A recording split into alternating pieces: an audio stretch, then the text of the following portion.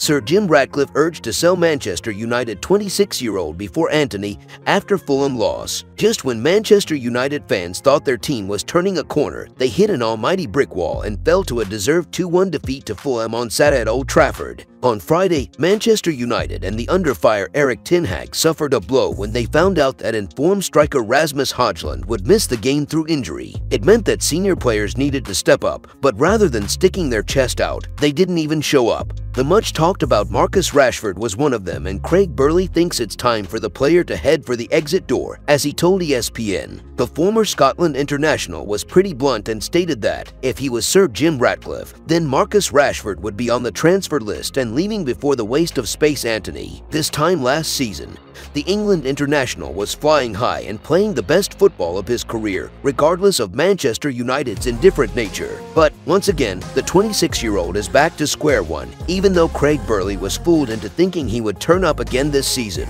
Should Marcus Rashford leave Manchester United? I thought the boy would turn a corner and say I want to be this player every year, said Burley. You have your Antonys and all that, who is a £100 million waste of space. But Marcus Rashford would be one of the first players that I would be if I was Sir Jim Ratcliffe, saying to ten Hag or whoever it is, he is on the transfer list. His attitude, not just today, he has had the odd goal recently that reverberates around the team. Manchester United's Champions League hopes that took a massive hit, and even more so because Aston Villa secured a 4-2 win over Nottingham Forest to go 8 points clear of Erik ten Hag's side. Manchester United are a further 5 points behind 5th place Tottenham, with a much worse goal difference having played a game extra, whilst the club's recent form was hope that they were turning a corner and charging for those Champions League places. In truth, with Manchester City coming up next in the Premier League, it just further indicates that there will be no top 4 finish this term. In other news, Sir Jim Ratcliffe gets strict on Man United stars as Omar Berrada said Old Trafford mission.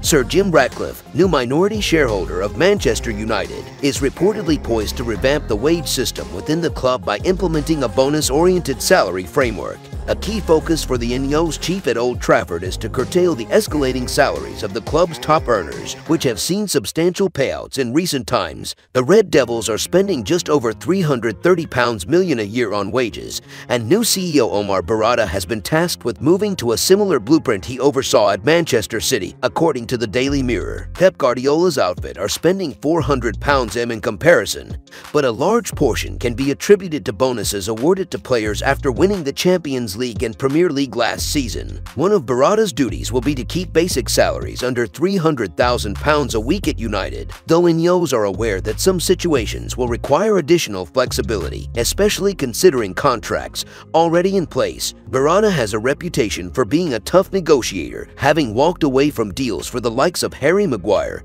and Declan Rice due to financial demands. Meanwhile, United gave Cristiano Ronaldo a £515,000 a week contract upon his return to the club in 2021 after similar big money sums were handed to Paul Pogba and Alexis Sanchez. United have been restricted by financial fair play concerns over the past year, with Erik ten Hag recently complaining that he was unable to bring in another forward in January due to such constraints. They also could not compete with rivals' offers for Rice and Harry Kane in the summer. Ratcliffe and Berrada are aware that it will take several years to have a structure in place similar to their local rivals, while outgoings will be crucial in allowing United to be competitive in the summer, and as many as 11 players have already been put up for sale. FFP has become a new aspect of running the football club, and it's clearly a really critical part of running a football club, Ratcliffe said earlier this week. And you have to think about how you can manage FFP to the benefit of the club. There are different ways in which you can do that, but ultimately FFP says you have to operate the club within its own means. And, effectively, it takes into account your prior expenditure, and the club spent quite heavily in the last couple of seasons. United had previously introduced a Ronaldo rule that would prohibit such huge contracts from existing,